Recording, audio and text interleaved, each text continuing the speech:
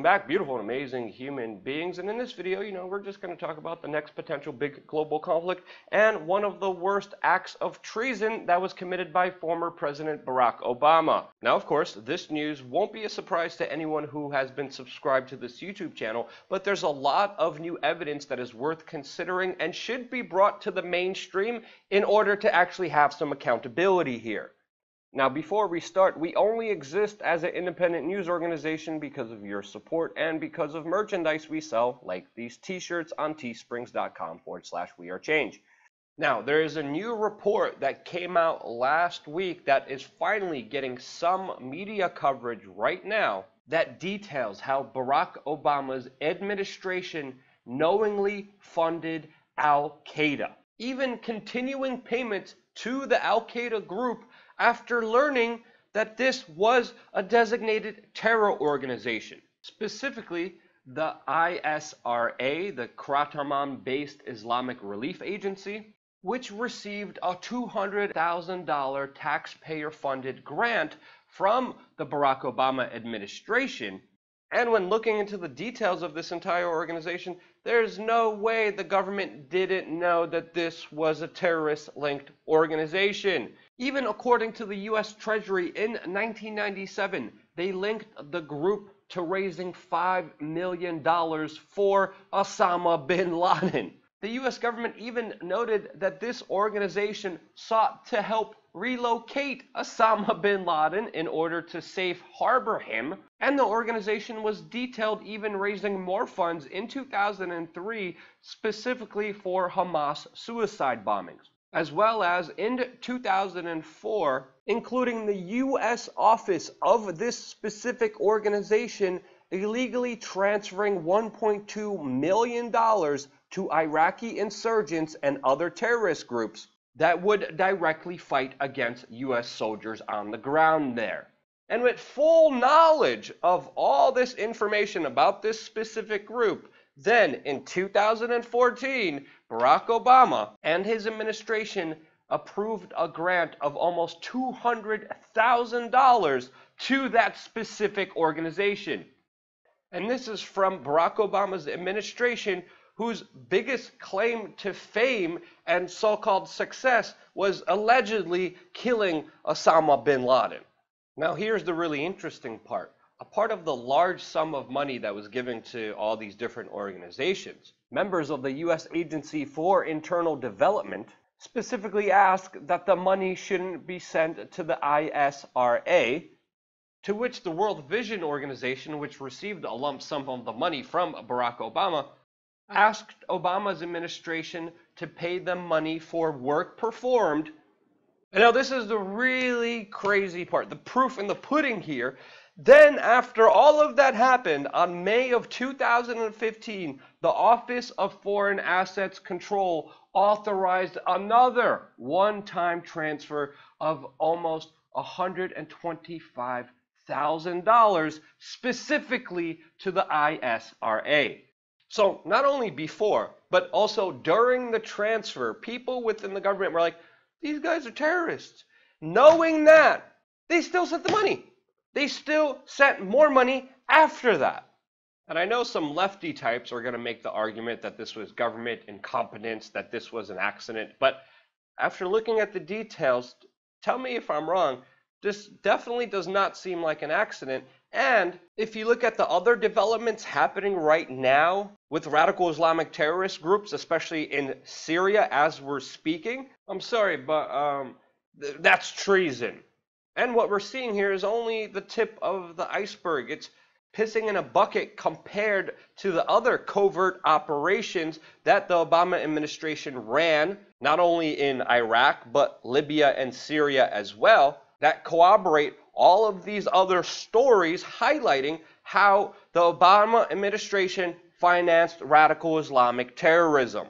And now there's even more official documentation proving it happened. And as we're finding out, it happened on a bigger scale inside of Syria, as Robert Fisk, a mainstream UK journalist, has been recovering weapons used by Al-Qaeda and other radical Islamic terrorist groups inside of Syria, and now is methodically tracking the weapons shipments with the serial numbers, including English language paperwork, and showing up at arms factories, questioning how did their weapons end up in the hands of radical Islamic terrorists. And can you guess, where did these weapons in the hands of radical Islamic terrorists came from?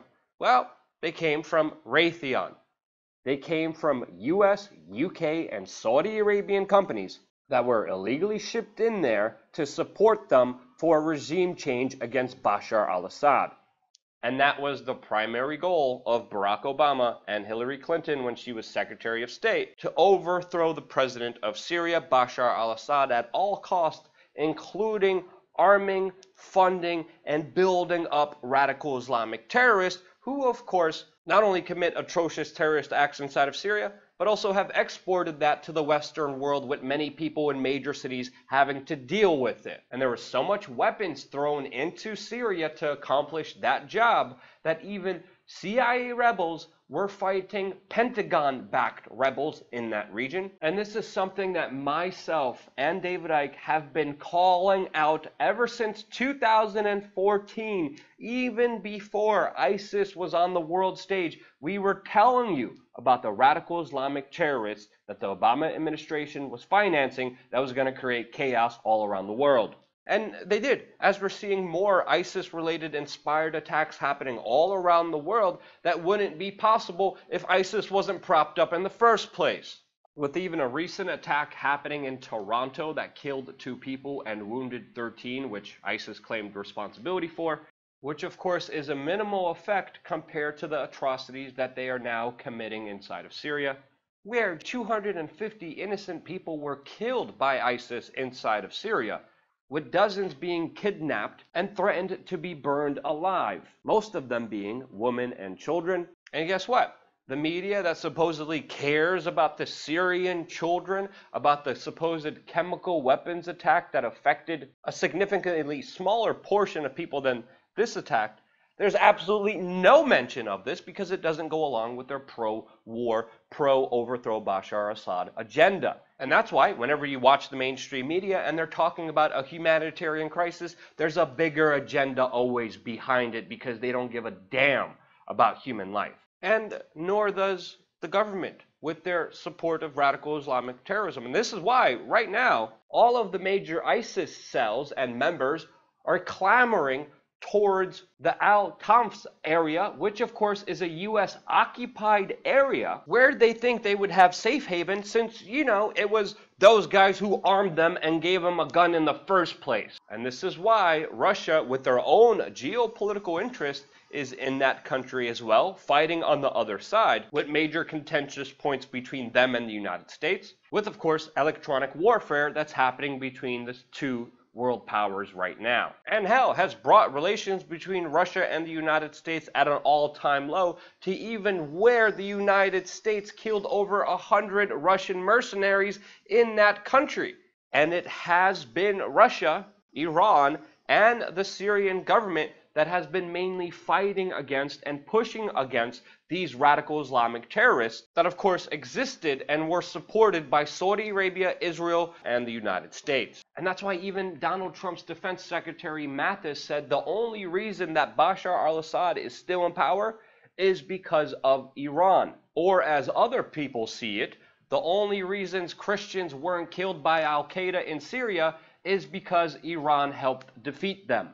And the blame here is not just on Barack Obama. Blame could also be put on George W. Bush for creating the Iraq War, which spurred up the rebellion and sectarian violence which they knew would happen, but also Donald Trump. And I know you right-wingers won't want to hear this, but so far he has been following the Barack Obama doctrine when it comes to Syria, and has even expanded it. Not only directly attacking Syrian government positions that were going against these radical Islamic terrorists, but entrenching themselves, occupying territory within Syria, sending troops on the ground, and establishing a front with Israel primarily only against Iran, hurting the efforts of the Syrian government to get rid of these radical Islamic terrorists.